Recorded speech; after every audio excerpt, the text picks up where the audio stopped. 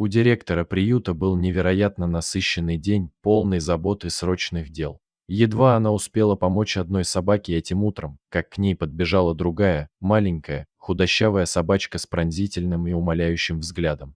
Было ясно, что она отчаянно нуждается в помощи. Когда женщина приблизилась к этой бездомной собаке, которой впоследствии дали имя Долли, ее поразило, насколько дружелюбным оказалось это животное. Несмотря на явные признаки того, что Долли долгое время провела на улице, она с готовностью позволила себя погладить, словно знала, что ее встретила добрая душа. Но, как вскоре стало понятно, Долли пришла не просто за лаской и вниманием. Ее взгляд и поведение ясно говорили, что ей нужно нечто большее. Она, словно настойчиво, звала женщину за собой. Собака развернулась и уверенно направилась по тропинке, ведущей в сторону вышки мобильной связи, вспоминает директор приюта, Митца. Не зная, чего ожидать, я пошла за ней. Долли вела себя уверенно, иногда оглядываясь назад, чтобы убедиться, что Митца идет следом. Когда они дошли до небольшой полянки, женщина заметила упавшее дерево, лежащее рядом с вышкой. И тут произошло невероятное, из-под поваленного ствола начали выбегать маленькие щенки. Я была ошеломлена, рассказывает Митца. Сначала я пыталась их посчитать, но сбивалась снова и снова. Даже для меня, человека с опытом работы с животными, это было поразительно. Щенков оказалось 16. При ближайшем осмотре стало очевидно, что малыши были из разных пометов, как минимум 3.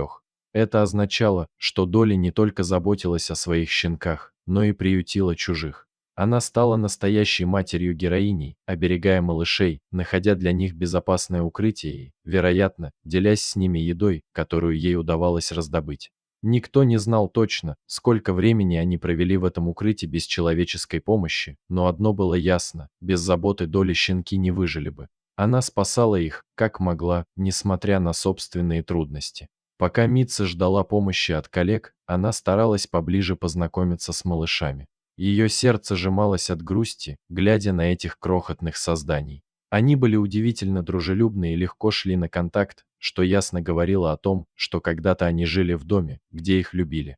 Но теперь они оказались никому не нужными, выброшенными на произвол судьбы. Вскоре на место прибыли сотрудники приюта. Слаженными усилиями всех собак удалось безопасно вывести с улицы и разместить в пунктах передержки. Там малыши и их героическая мама Долли будут ждать новых хозяев, которые смогут подарить им дом, любовь и заботу, которых они так заслуживают.